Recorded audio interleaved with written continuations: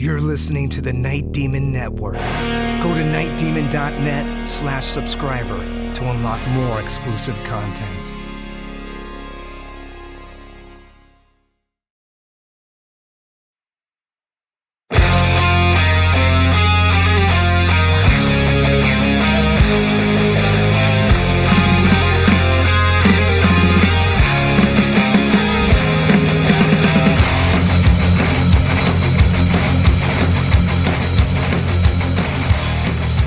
Hello and welcome to the Night Demon Heavy Metal Podcast. I'm your host, Nesbit, and Night Demon are no stranger to covers. So we will rock you, turn up the night, road race, and lightning to the nation. But no cover is more well-known than the subject of this episode, which is also the B-side of the Vysteria single. This is Wasted Years Live.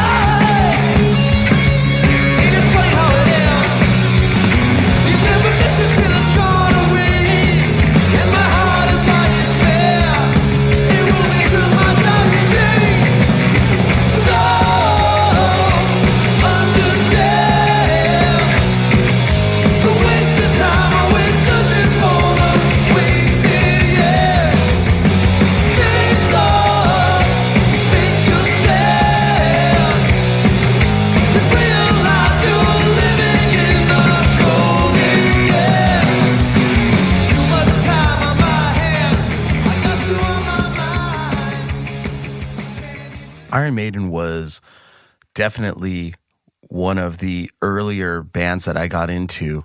It was kind of my gateway to a lot of other things, but there was a kind of a big gap between when I first heard Maiden and my love for Maiden. So when I was probably, I want to say 10 years old, a friend of mine down the street, kind of like my best friend growing up, this guy Chris David, he had like a mixtape on a cassette that I think it maybe his older brother or his dad made.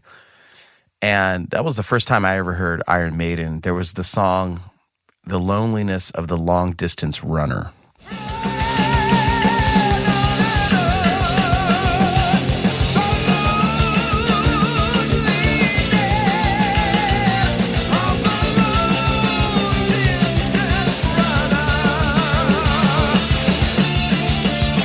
So at the time, you know, I was pretty young. I didn't have any money. There wasn't any internet. So I didn't have any exposure to a lot of this stuff.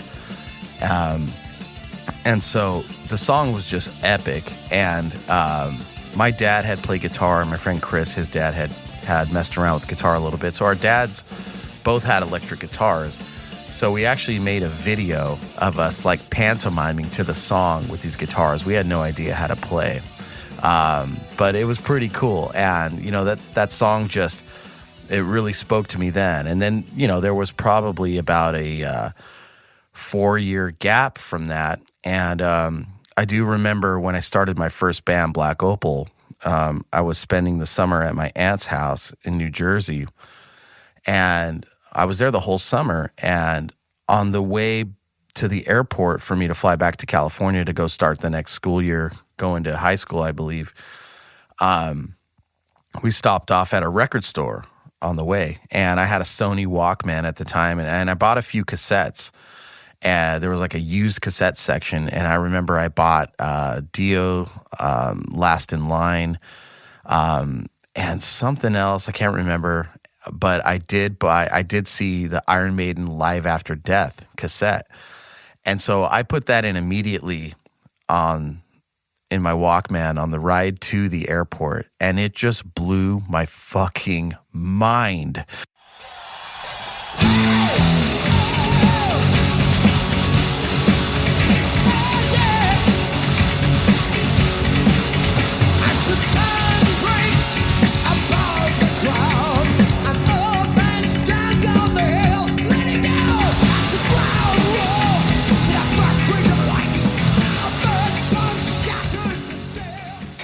Growing up, I wasn't into like, the super heavy stuff, or, Maiden was always a little bit more graphic image-wise than the bands that I was used to. But one of the first things that I remember was the Live After Death VHS at the local video store. And I remember I was probably like 12 at the time, and I started to get into them. Because why not? And watching the Live After Death video was just like, whoa, these guys are serious. And they didn't play like any of the bands that I was into. So a lot of energy, a lot of flying around. Nico's playing was just top notch, and the guitar playing and everything. So really blew my mind.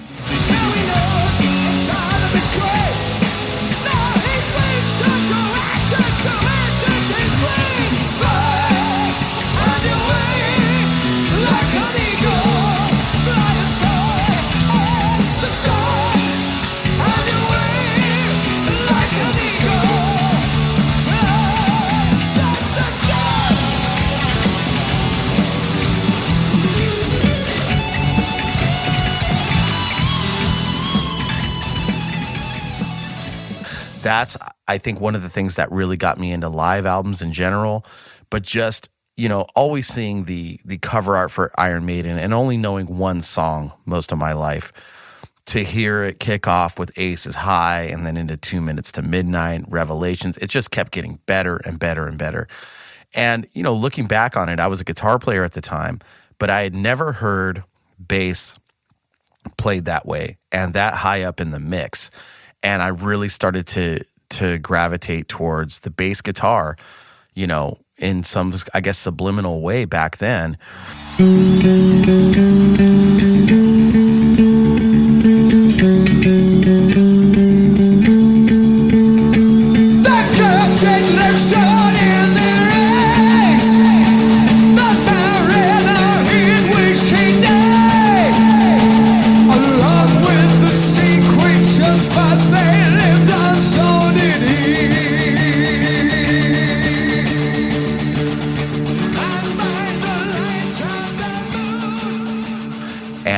It just changed everything for me. It was a total game changer. I came home and dubbed a copy for my drummer Mike Mall and my bass player Doug Clark in Black Opal, and I was like, guys, here it is. We've seen it in the record store growing up. We've seen the album covers. Like, this is what it's about. You need to listen to this. And it changed all of our lives, really.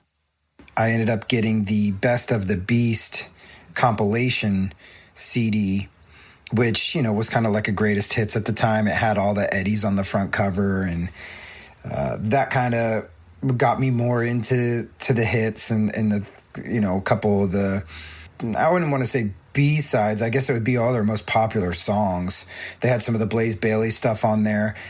The only early stuff they had was a live version of Running Free with Bruce, so there wasn't even really any early stuff off Killers or the self-titled, but it was enough for me to kind of get my feet wet with the band and understand where they're coming from and their place in metal and the importance of Iron Maiden and heavy metal.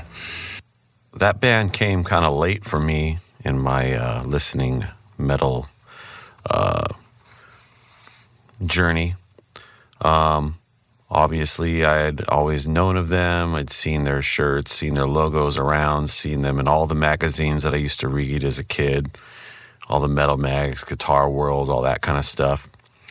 But yeah, for some reason, I just never really, there wasn't that moment that I just like grabbed it and just jumped in with them. Obviously I knew the hits.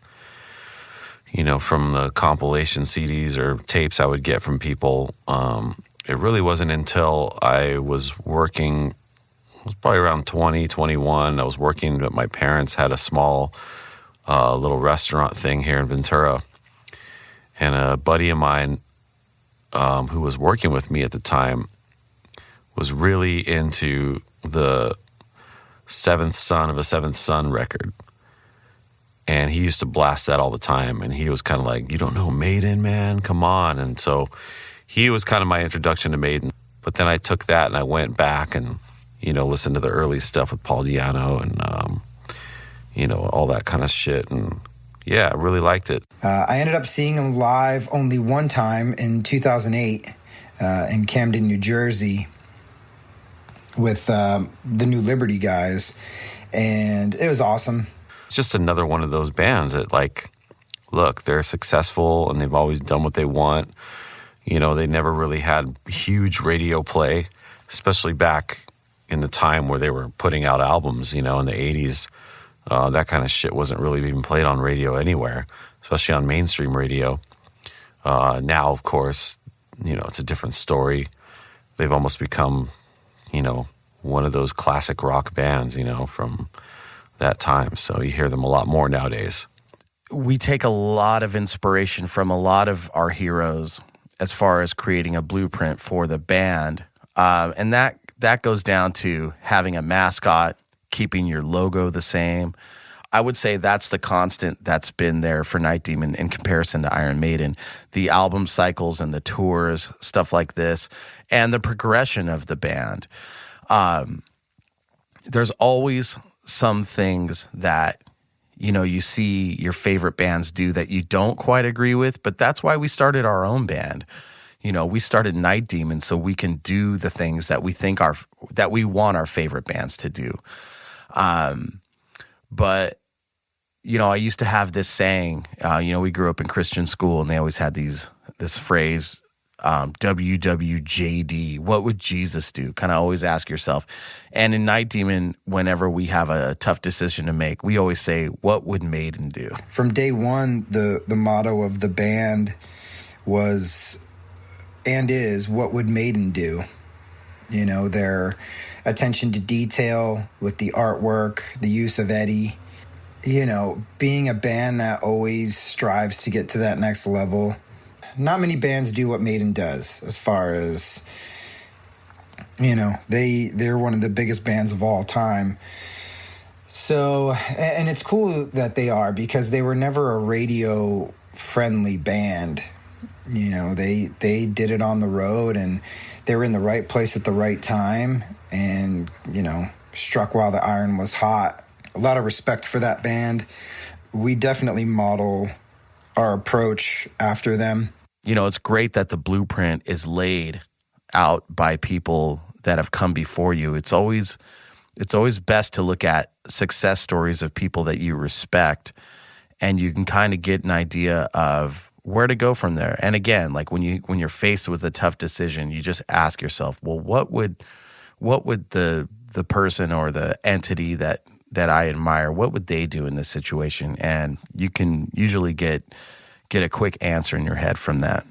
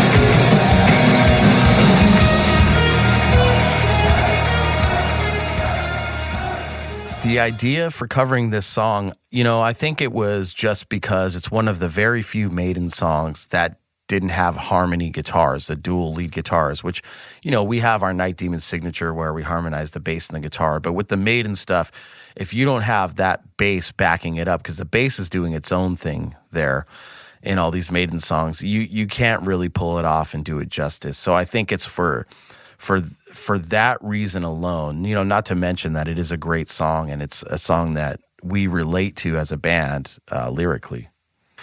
It just came naturally, especially with the lyrics and everything and how it's really like comes to us.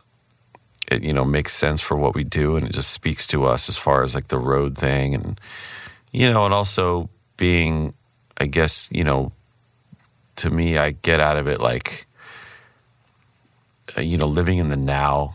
Don't waste your time thinking about wasted years, like things in the past that maybe you would have done differently.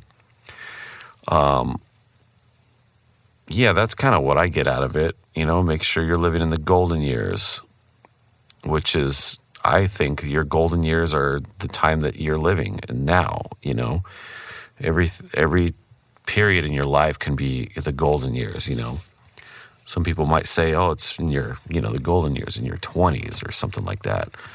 For us, it's kind of been our gold. It's been, I don't know, for me, my golden years have been, I'm still in them, I feel like, ever since my late 20s, I think, when I really kind of like came into my own with playing music professionally. And even though I had done some, professional stuff before that, but I think I, really came into my own around, 29, 30. So I feel like I'm still in them golden years. And I don't feel like they're going to be leaving anytime soon. So we'll keep it gold for a long time. Yeah, I mean, Wasted Years is definitely a road-worthy song. It speaks volumes of a road dog of a band. I think when you're a touring band, the thing is not regretting anything, leaving it all out there. And that song's basically what it's all about, the sacrifices, the struggles, time away, constantly on the road, one place to the next. But not to take it for granted and to, go all out. That's definitely what we've done and what we do. Yeah, the lyrics especially we can identify with. I mean, from the first line, from the coast of gold, like the Gold Coast, that's what they call California. That's where we're fucking from, across the 7 seas. It's like we're traveling far and wide. We do this for a living. We do this full time. We've had the grind here for 10 years now. And, there's not another Iron Maiden song that we can relate to more lyrically, not a single one more than this. And, that's not really the reason why we covered it. It wasn't until later when I was actually singing the song that it was serendipitous in a way. And it really made me realize, like, man, I could have easily written these lyrics because this is the life that we live.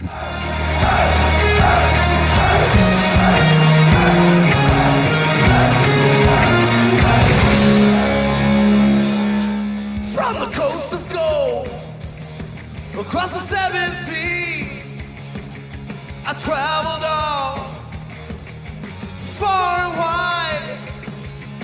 But now it seems I'm just a stranger to myself. Yeah, the things I sometimes do, they are not me but someone else. I close my eyes and I think of home. Another city goes by in the night. Ain't it funny how it ends?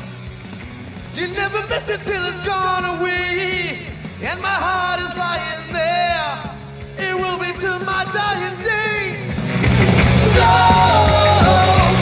understand the wasted time I waste searching for the don't spend your time worrying about the wasted years, you know? I mean, life is short and you have to go out and get it while it's there. And I know a lot of guys, older guys in bands that gave up too soon and they really have a lot of regrets. So we are guys that, you know, I can speak for myself. I don't want to have any regrets. And having the experience of traveling the world and meeting other people and involving myself in other cultures has been amazing. And it's great that Night Demon is the vehicle that's been able to take us there. Hey guys, Nesbitt here. If you'd like to support Night Demon and this podcast, the best way to do it is to become a Night Demon subscriber. Not only will you be doing your part to support a true heavy metal band out there really living it, you'll also gain access to a ton of extras. Bonus audio content, a subscriber-only merch store with rare items from the band's archives. You can stream never-before-heard demos and unearthed live concerts from the live vaults. Communicate with the other Night Demon diehards on an exclusive subscriber forum, and gain early access to all press releases, album pre-orders, new merchandise, and a ton more. And another thing that I think is pretty cool is Night Demon will be donating 10% of every subscription fee to the Metal Cares Foundation, which is a charitable fund the band started in 2014 to aid those in our metal community. So head over to nightdemon.net/subscriber and join us as we make heavy metal history together as one.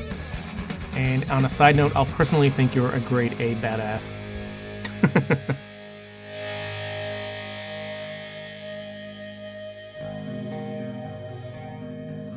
It's just one of those songs I just knew it.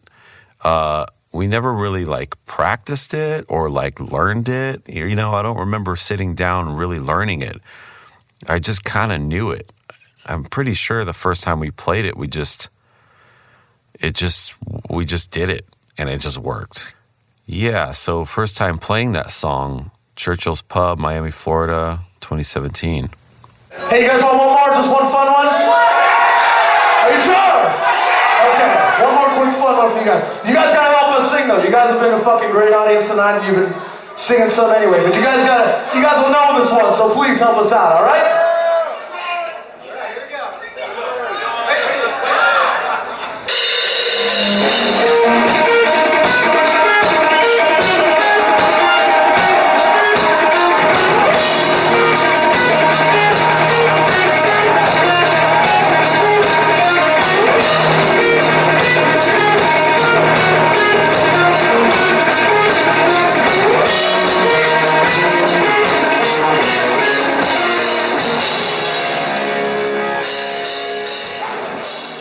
Do you remember that show? I don't really remember why we played that or how that came to be that night. But yeah, I do remember a few things about that show. One of them meeting a great young drummer, Brian, who now plays with Yngwie Malmsteen and has his own band as well. We met him and turned out he was playing in Yngwie's son's band, which we didn't know at the time until we hung out with him later on that night. So that's kind of what I remember. I remember it was a pretty good show. The venue's a little divey. We weren't sure how it was going to be, but it turned out being a pretty good show. Those Churchill gigs in Miami were always crazy. Miami's a fucking crazy city. And we were always kind of on edge at those shows. I can't really tell you exactly why or what made us do that song that night, but I feel like it's just one of those things. Again, you know, what we do is we talk about it and then we just do it, you know? Well, the reason for putting Wasted Years in the set list, it's usually a last-minute decision. But a lot of times it just comes on stage if things are going really well, or if the crowd needs to be pumped up, we throw it in there. And yeah, it's kind of one of those songs that we add to the set list, mostly as a encore kind of thing or a closer. You know, it's become a fan favorite. There's been a few times when it's become a bit annoying because I remember a couple of particular times, you know, there was this guy at one show, and like he was just right in front of the fucking stage the whole time, just yelling, "Wasted years, wasted years," and we were just like, "Dude, fuck you! We're not playing that song just because you fucking up here annoying the shit out of us this whole time." So you know, that's the tricky thing about doing covers like really well, is that sometimes people just want to hear that, you know. You know, I think nowadays we sparingly play it, you know, by design, because it gets old sometimes when people are just yelling "wasted years." So there's only so much you can do. It's probably the most famous cover that we do. We're kind of known for doing that. I mean, it's a huge thing. Obviously, our audience is for the most part huge Maiden fans, and you know, it just really works for us, and we kind of make it our own. So live, you know, it's a crowd pleaser, and it's a song that everybody can sing along to. You know, we're playing originals during our show, and majority of the people know our songs that go to see us live, but not everybody does. But you bust out "Wasted Years," and that could be the one song of the night that everybody knows. So that's a positive, and you know, it goes over well live. The song live goes over without a hitch, always. I mean, it's a song that every metal fan knows and they could sing along with, and it's an uplifting song. So, you know, it's rare that we would ever put that in the middle of a set. It's always going to be the closer, something that we play after the song Night Demon. But I mean, it's undeniable, and you get a lot of help and support from the crowd when you do it. And you know, just the glory that is Maiden. Maiden is metal. And it's really something that brings the audience closer to the band whenever we do play it. I guess one of my favorite times playing that song was, Keep It True in Germany in 2017. You know, I mean, we're talking about, I don't know, 5,000 people in the audience, something like that. You know, probably one of the loudest crowds singing along to a song that we've played. It just really was like, it was really emotional. And we had a blistering set. This was the comeback of Sirathungal. They were headlining on the second day of that weekend, and we had a really good evening slot. Darkness Remains had just come out, and we were getting a lot of hype around that time, and the fans were just ready for some more Night Demon. We had one of the best shows that we ever played, and we actually closed with the song Darkness Remains, and we have that orchestral outro that happens, and so we all walked back, you know, behind the backdrop and behind the drums, and we were basically off stage, and that was going to be it. We were going to end with that orchestral outro tape, and then everybody would cheer and we'd walk off stage, and that's it. But one of the stage techs says, "Hey man, you guys still have 5 minutes." And we're like, "What?" And we were playing that fast. So we're like, okay. And now we just kind of looked at each other. We're like, "Wasted Years? Yeah, let's do it." We just went out and did it. And almost like a bit of an encore, because we had to come back on stage, and the crowd was just fucking incredible. People still talk about that moment. I remember Steve Grimmett from Grim Reaper coming up to me after the show, and he had just lost his leg. So he was in a wheelchair, and he managed to stand up and just give me this big bear hug. And he said it was one of the best performances he had ever seen in his life. And that was really an honor to me. That is the one that sticks out the most. That Keep It True moment, when we did it there on a whim as an encore that we weren't even prepared to do, that's what really put this song out there for us. And that's where it's at in my mind. You don't know this? The fucking exit's in the back. Let's go!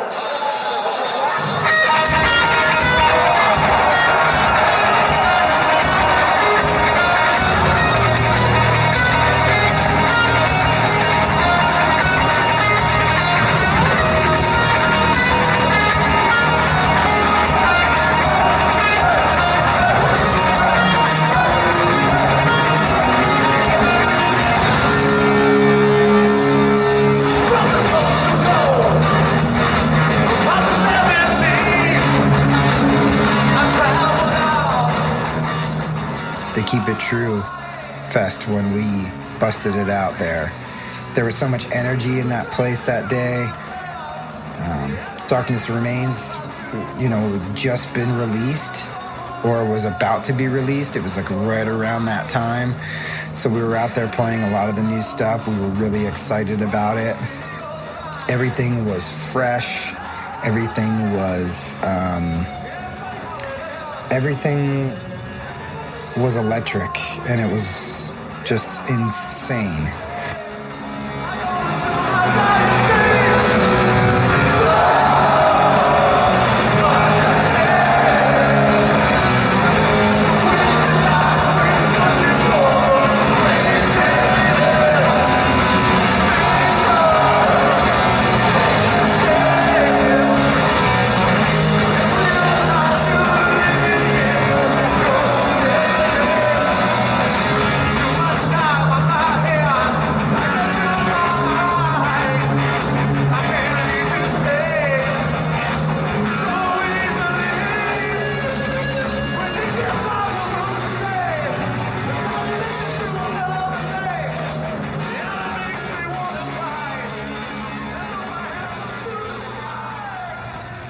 When we did that and we came off stage, it felt like we had just really solidified our place, in that scene. That was my first time getting out there and playing in front of that kind of a crowd, The band had played that festival before, a couple of years before that, I think it was, 2015 maybe. And, there was a lot of buzz around them at that time and after that performance. So this time around, it was like, this was my time to get out there and kick some ass and show everybody, who I am as a new member in the band and what I bring to the table. So I think that really just kind of solidified it all. It was like, all right, we've made it here, and now we own this fucking fest. And yeah, that's just kind of how we felt. It's something I'll never forget, and it was something that it was just super special, and there's not many times that you get that kind of reaction from people, especially in Germany. It's almost like the national anthem of metal, So it's kind of like, it's not. I feel less like people are watching Night Demon play this great song, and more like communally we're playing it together with the audience, and we're just kind of all celebrating together. We like to do it spontaneously. It's not something that we consciously would set out before. The only time we did that really was when we did Live Darkness. So Live Darkness. So you're probably familiar with Live Darkness. The 23-track live Night Demon album was recorded live at the Beachland Ballroom in Cleveland, Ohio, December 2nd, 2017. And we covered it early on in this podcast in great depth if you want to check it out. Well, it's a 23-track live album, but the set list for that show was actually 24 songs. And the song that didn't make it onto the live album was the second encore, Wasted Years. And that recording from 2017 in Cleveland is the source of this B-side. We didn't want to put two covers on the Live Darkness album. We wanted it to really focus on the originals that we write. So that's why we kind of waited. Well, again, we didn't want to have more, another cover on the record. Also, we wanted to save that, for something special in the future. And plus, I just honestly don't think we had time to put it on there anyway. I think maybe when Iron Ingo comes out for Wasted Years, him yelling at the crowd, if you want to hear another song from Night Demon, Scream for Me Cleveland, it's just priceless. Hey, make a little noise for Night Demon if you want one more! Scream for Night Demon Cleveland! Louder! Louder! Yeah! One more Night Demon for you motherfuckers! Yeah, easy for him to say, man, huh? Fucker rolls in from Germany, drinks all of our beer, and is like, keep playing! Anyway, Ingo's a great dude, man. You know, this whole thing started because of him. But it's weird to see him in America. We're used to seeing him in Germany, but it's cool. It's less punishing here. Anyway, so hey, really, thank you everybody for coming out tonight. Fucking a lot of people came from really far away, and of course, you know, our extended family here in Cleveland. You know, a lot of times people say, you know, they can't name everybody, but really we can't. I mean, it's like all of you fucking guys, so thank you so much. I will say, you know, the Rock Hall's right up the street, but you know, in heavy metal and in our minds, you know, the Rock Hall is basically here, you know, and you got bands like Midnight and Destructor and Breaker and Black Death Resurrected and Shock Paris. You know, there's such a great history here. Granicus, and we are so honored to be welcomed by you guys so much. So thank you so much. We get one chance to live. Bill Peters will outlive all of us, but if any of you have kids, make sure your kids put up a statue for Bill sometime in their lifetime, okay? Thank you so much. Don't waste your fucking time. Here we go.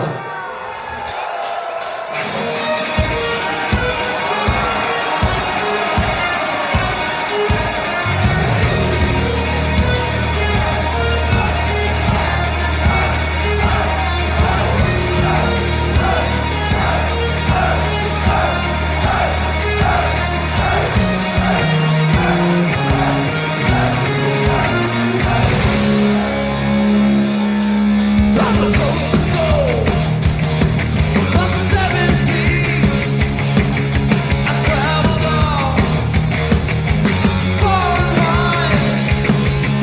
But now it seems I'm just a stranger to myself, and the things I sometimes do, they are not me but someone else. I close my eyes, and I feel you home. Another city goes by in the night.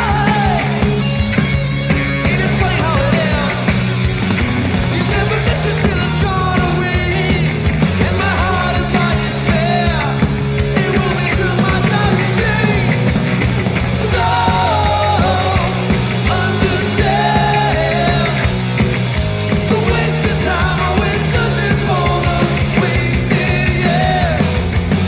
Face off, make you stand, and realize you're living in the golden years. Too much time on my hands, I got you on my mind. Can't ease despair so easily. When you can't find the words to say, it's hard to make it through another day. And it makes me wanna call you home and throw my hands into the sky. So understand the wasted time I waste searching for those wasted years. Face off, make you stand, and realize you're living in the golden.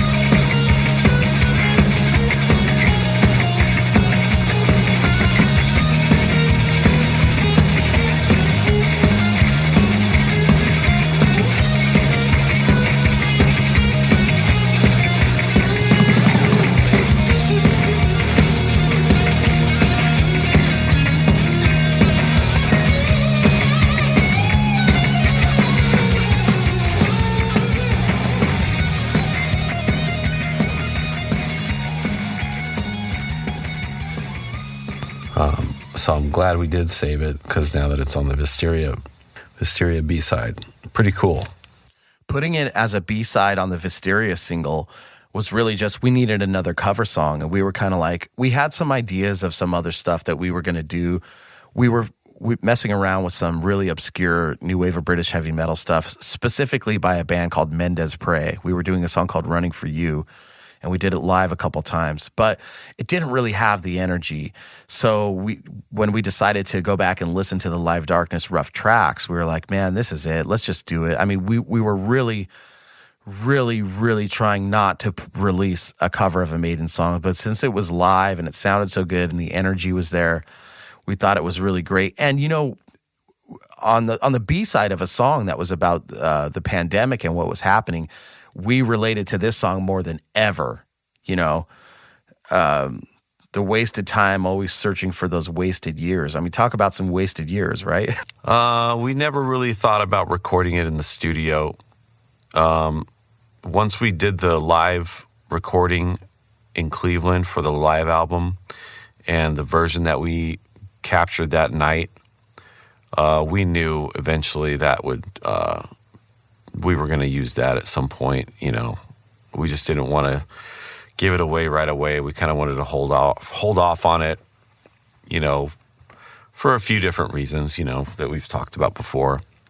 There were some thoughts of recording a studio version of it many times, but again, we never wanted to do a studio version of any Iron Maiden song. So when the opportunity came up to possibly do a studio version, we listened to the unused track on Live Darkness, the only song that didn't make it on the record, and it was Wasted Years, and it just sounded so great.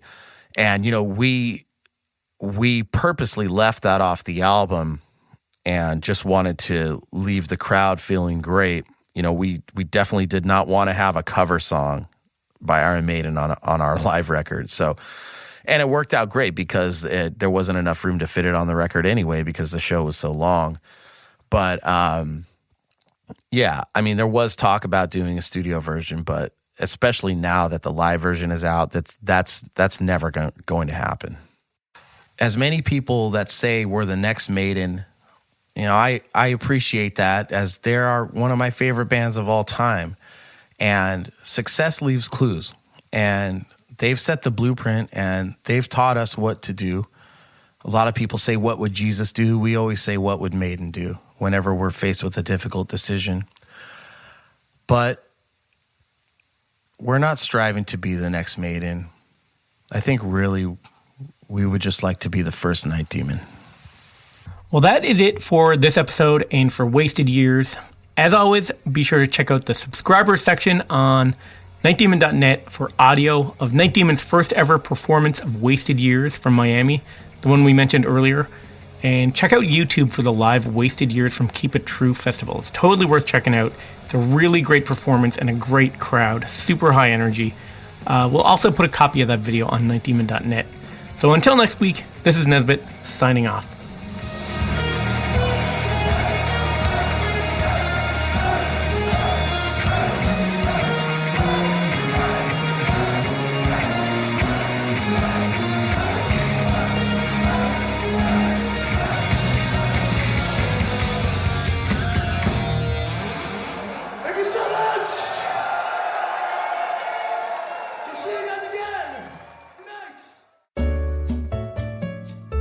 Thanks for listening to the Night Demon Heavy Metal Podcast.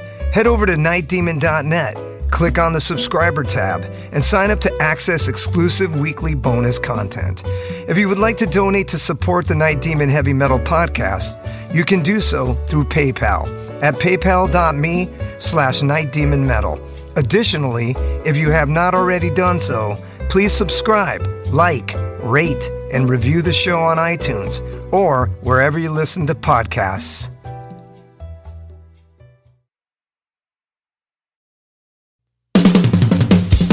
All hail, Night Demon Heavy Metal Podcast listeners.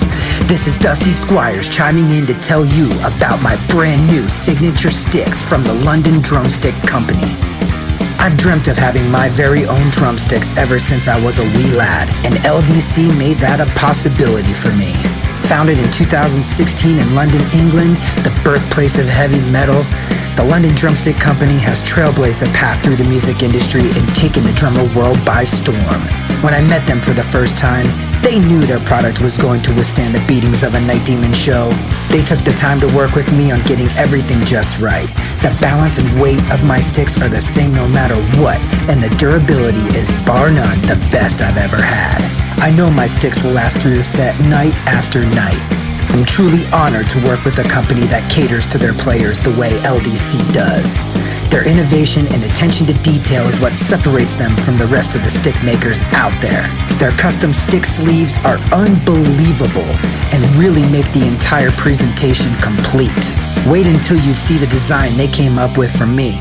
It blew my mind and was a surprise to say the least. They have all kinds of amazing swag, including hoodies, t-shirts, drummer shorts, drum keys, stick bags, towels, face masks, practice pads, and much, much more. Even if you're not a drummer, you can be a part of Demon history and order my brand new signature sticks direct from their website. How cool is that? And to top it off, the London Drumstick Company are giving an exclusive offer to the Night Demon Heavy Metal Podcast listeners. Go to londondrumsticks.co.uk and receive a 15% store-wide discount using promo code DEMONSTICKS. All capital letters, no spaces, Demon Sticks. DEMONSTICKS. I can't thank everyone there enough for the opportunity to be a part of their family and for them trusting me with their amazing products. See you metal maniacs on the road very soon. And yes, the wood chips will be flying.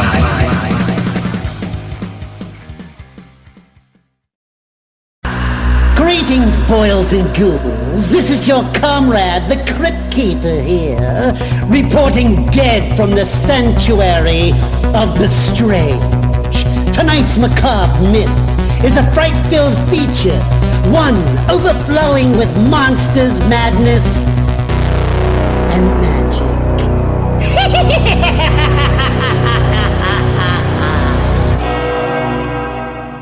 Visit our website at monstersmadnessandmagic.com to stay up to date on all the dark dealings within the sanctuary of the strange. Enjoy the show. Hey Metalheads, I'm Mark and I host Metal Forge. Let me tell you about the show. The Metal Forge features the best underground metal from all over the world. We spend every week with a different artist with interviews, in-depth conversations, and most of all, the music. We also feature audience interactivity where you can submit your questions to the upcoming guests. New episodes are out every Friday at noon Eastern Time at metalforgeradio.com or wherever you listen to your podcasts.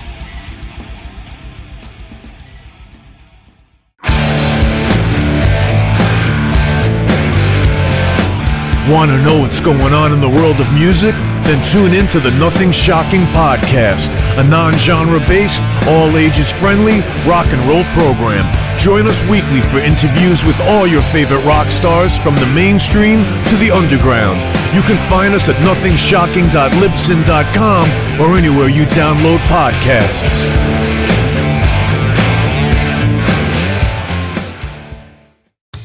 Okay, metalheads, you've been complaining that there has not been a channel that plays all of the heavy metal videos from past, present, and future for years and years at this point. Well, that time is over. Heavy Metal Television is back.